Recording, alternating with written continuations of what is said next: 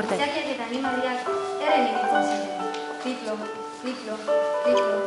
Erren ibiltzen etzena, arrastata ibiltzen zen.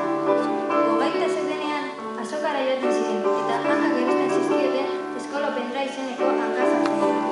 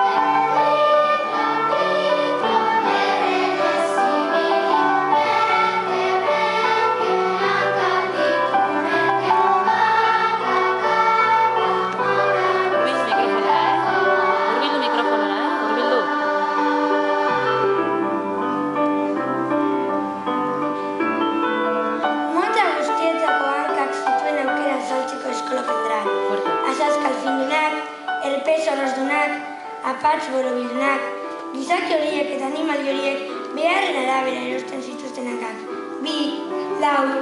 Merke ditzaka!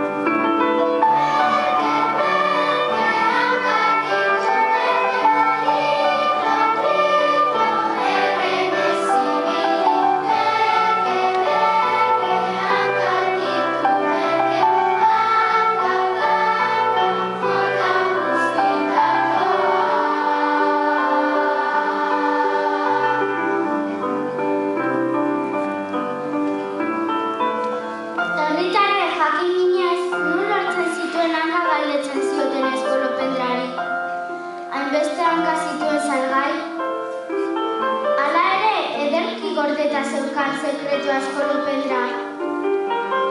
Eskutuan aldatzen zituen hankak zoroak.